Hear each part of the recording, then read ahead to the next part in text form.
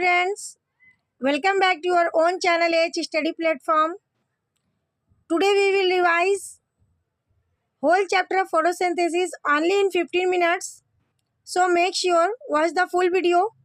photosynthesis बच्चों, आप लोग जानते हो कि ग्रीन प्लांट्स अपना फूड खुद ही प्रिपेयर करते हैं। एवरी ऑर्गेनिज्म को फूड की ज़रूरत है ग्रोथ के लिए। वैसे ही प्लांट भी एक लिविंग ऑर्गेनिज्म है, उसमें भी फूड प्रिपेयर करने का उसमें ही सिर्फ प्लांट ही एक ऐसा लिविंग ऑर्गेनिज्म है जो अपना फूड खुद ही प्रिपेयर करता है एक प्रोसेस के थ्रू। उसी प्रोसेस को हम लोग फोटोसिंथेसिस बोलते हैं। Okay, photosynthesis is the physiochemical process by which plants can convert light energy into chemical energy in the form of carbohydrate from simple inorganic substance like atmospheric carbon dioxide and water. Okay, जो food prepare होता है उस food को carbohydrate बोलते हैं और इस process में लाइट एनर्जी केमिकल एनर्जी में कन्वर्ट होता है। फोटोसिंथेसिस के लिए बेसिक रॉ मटेरियल्स क्या क्या होती है, क्या क्या चीज़ों की ज़रूरत पड़ती है। Photosynthesis requires carbon dioxide, sunlight, water and chlorophyll as its basic raw materials. Okay, sites of photosynthesis, photosynthesis कहाँ होता है, उसका लोकेशन क्या है। Leaves are considered to be the sites of photosynthesis. Leaves में ही फोटोसिंथेसिस का प्रोसेस होता है, इसलिए हम लोग food factories of the plant leaf को बोलते हैं। Leaves are called as food factories of the plant. Leaves possess small pores called as stomata on both their surface. Leaf में बहुत सारे स्मॉल टीनी पोर्स पाए जाते हैं लीफ के सरफेस पर। उसी पोर्स को हम लोग स्टोमाटा बोलते हैं। Stomata are the structures which help in the exchange of gases. Opening and closing of the stomata are brought about by the guard cell present in them. Stomata में guard cell लगे होते हैं, उसी guard cell की function यानी उसी के guard cell की वजह से स्टोमाटा ओपन होता है और क्लोज होता है। यानी जैसे ही सनलाइट पड़ती है लीव्स के ऊपर वो ओपन होता है और सनलाइट हटने के बाद क्लोज हो जाता है। स्टोमाटा का फंक्शन है कि ये एक्सचेंज ऑफ गैसेस, यानी फोटोसिंथेसिस में कार्बन डाइऑक्साइड की ज़रूरत पड़ती है, O2 एक्सक्रेट आउट होता है और कार्बन डाइऑक्साइड की ज़रूरत होती है। ये सारा फंक्शन जो है स्टोमाटा की तरफ से होता है जो लीव्स के सरफेस पे पाया जाता है। Leaves are rich in plastid, green coloured plastid और chloroplast rich in chlorophyll pigment. Leaves green होता है, उसमें ग्रीन प्लास्टिड पाया जाता है जिसको हम लोग क्लोरोप्लास्ट बोलते हैं। उसमें क्लोरोफिल पिगमेंट पाया जाता है, इसीलिए वो ग्रीन होता है। Chlorophyll is responsible for trapping the energy from sunlight. Chlorophyll responsible होता है इस काम के लिए, यानी क्लोरोफिल का काम होता है कि वो लाइट एनर्जी को, सनलाइट को ट्रैप कर सके। स्ट्रक्चर ऑफ क्लोरोप्लास्ट, जहाँ पे जो लोकेशन ऑफ फोटोसिंथेसिस है उसका स्ट्रक्चर दिया हुआ है। क्लोरोप्लास्ट का आउटर मेम्ब्रेन, इनर मेम्ब्रेन, बीच में जो स्पेस पाया था उसको इंटर मेम्ब्रेन स्पेस बोलते हैं। स्ट्रोमा, जो अंदर फ्लूइड भरा हुआ होता है, जो लिक्विड पाया था उसको स्ट्रोमा बोलते हैं, जो एक्वस फ्लूइड होता है। और थाइलाकॉइड से जो मेन चीज़ है, थाइलाकॉइड से ग्रीन जो प्लेट यानी डिस्क लाइक डिज़ाइन बना हुआ है, इसको थाइलाकॉइड्स बोलते हैं।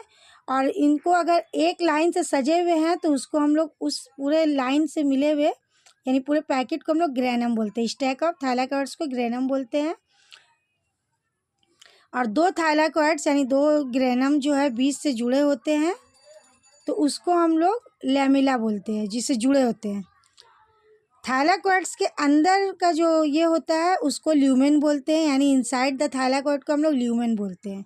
ओके, ये पूरा स्ट्रक्चर है क्लोरोप्लास्ट का। जो लोकेशन ऑफ फोटोसिंथेसिस है। ओवरऑल रिएक्शन ऑफ फोटोसिंथेसिस, यानी फोटोसिंथेसिस में ये रिएक्शन होता है। 6CO2 12H2O chlorophyll. जो अभी हम लोगों ने लैंग्वेज में पढ़ा, वर्ड में पढ़ा, वो यहाँ रिएक्शन में दिया हुआ है।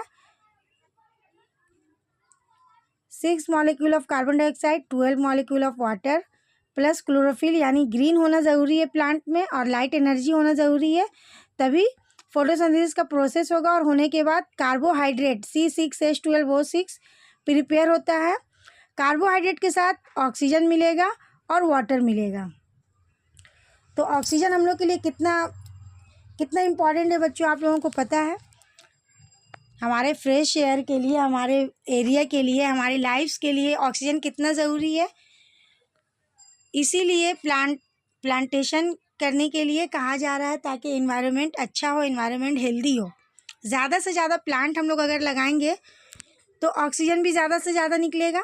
फोटोसिंथेसिस के बाद जो ऑक्सीजन लिबरेट आउट हो रहा है वो हमें ज़्यादा मिलेगा।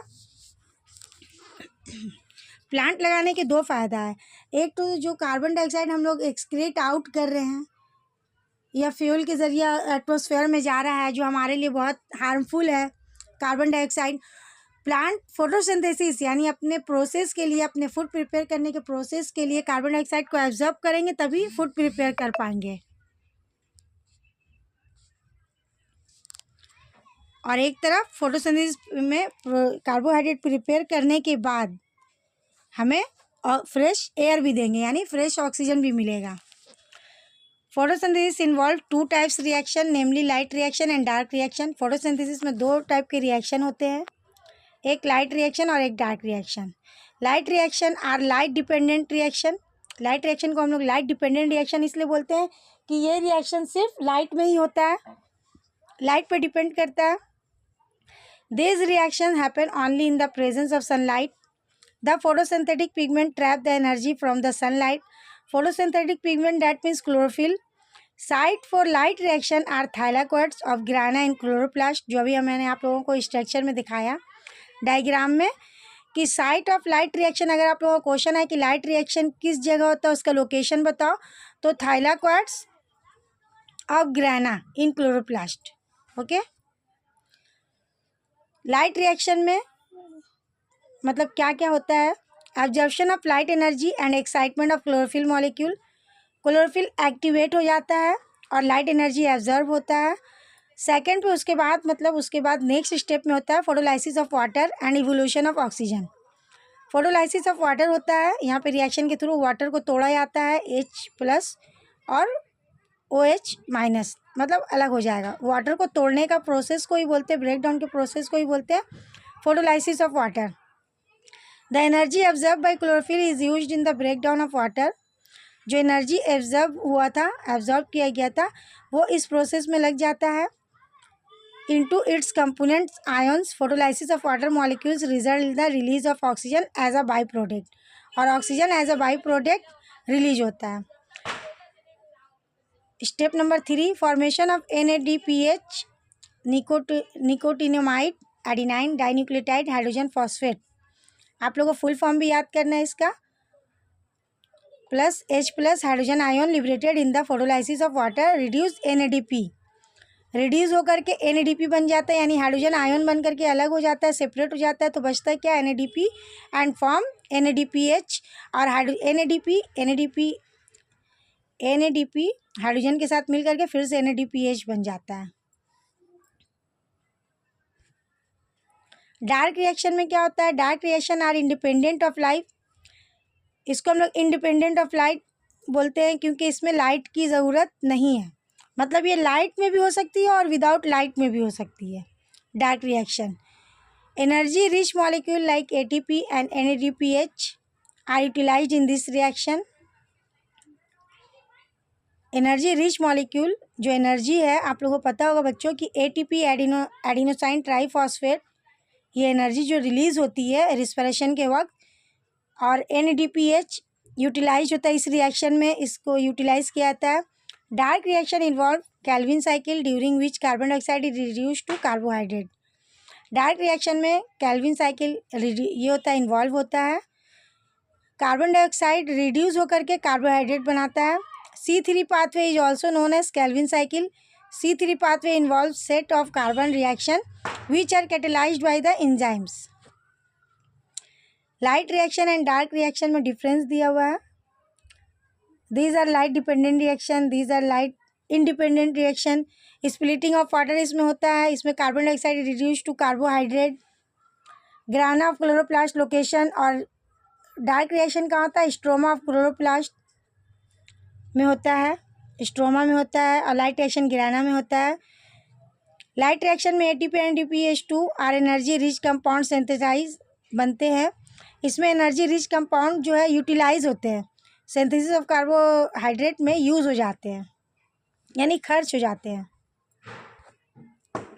Factors affecting photosynthesis. Rate of photosynthesis depend on many factors like light, carbon dioxide, water and chlorophyll. Photosynthesis किन किन फैक्टर्स पे इफेक्ट होता है, मतलब किन किन फैक्टर्स पे डिपेंड करता है, तो वो है light, carbon dioxide, water and chlorophyll. इन चारों में से अगर कोई एक भी नहीं होगा तो फोटोसिंथेसिस का प्रोसेस नहीं होगा. फर्स्ट है light. Quality of the light also influence the rate of photosynthesis. Photosynthetic rate is higher in red and blue light. It is very poor in green light. Carbon dioxide plays an important role in providing carbon for the process of photosynthesis. Increased concentration of carbon dioxide content enhance the rate of photosynthesis, but too much of its concentration proves too toxic to the plants.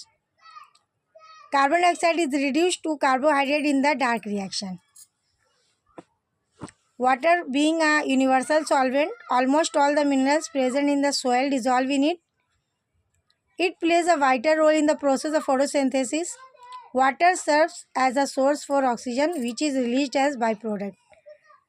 Water से ही H2O में से ही टूटने photolysis of water के बाद oxygen liberate होता है as by product. यानी photosynthesis के बाद हम लोगों को ऑक्सीजन जो मिलता है वो वाटर की वजह से ही है. वाटर भी बहुत इंपॉर्टेंट है फोटोसिंथेसिस के लिए.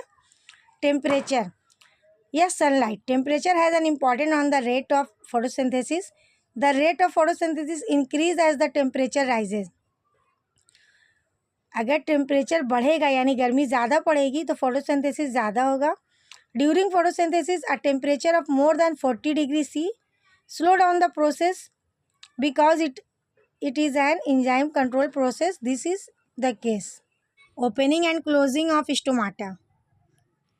स्टोमाटा ओपन और क्लोज होता है ड्यूरिंग सनलाइट, गार्ड सेल की वजह से. ये उसका स्ट्रक्चर है.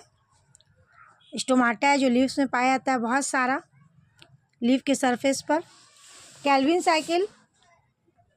डार्क रिएक्शन में जो केल्विन साइकिल होता है, the second stage of photosynthesis is known as the Calvin cycle और the light independent reaction. The transformation of carbon dioxide to carbohydrate is called Calvin cycle. Transformation of carbon dioxide carbohydrate में जो बदलता है उसी को हम लोग Calvin cycle या C3 साइकिल भी बोलते हैं. Is named after Melvin kelvin. Melvin kelvin ने इस साइकिल को केल्विन साइकिल उसी के नाम पे रखा गया है. The plant that go through the Calvin cycle for carbon fixation are called C3 plants. The Calvin cycle is a progression of reaction that happens in the stoma of chloroplast in a plant cell. The chemical reaction convert carbon dioxide into glucose with the assistance of ATP and NADPH. The Calvin cycle reaction can be divided into three main stages: carbon fixation, reduction, regeneration of the starting molecule.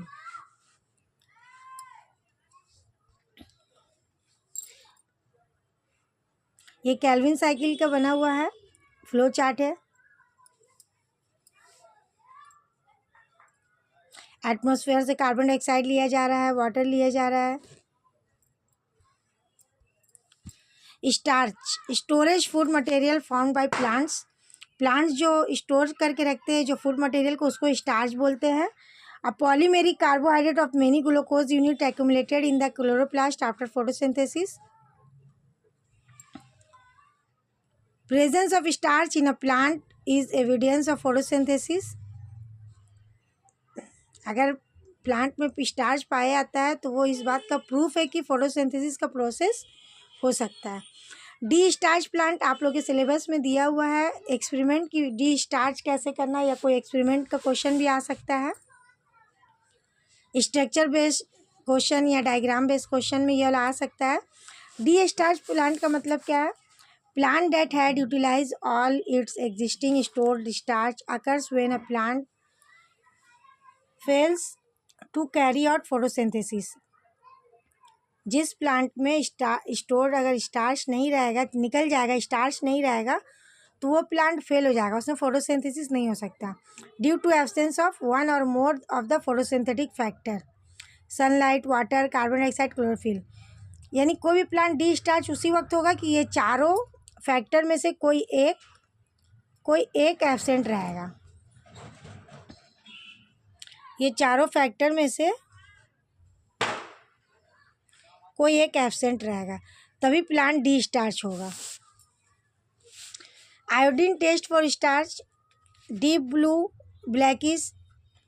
Starch रहेगा तो ऐसा colour आएगा, और अगर brown colour आ रहा तो इसका मतलब उसमें स्टार्च नहीं है, वहाँ पर लीफ के उस पार्ट में स्टार्च नहीं है,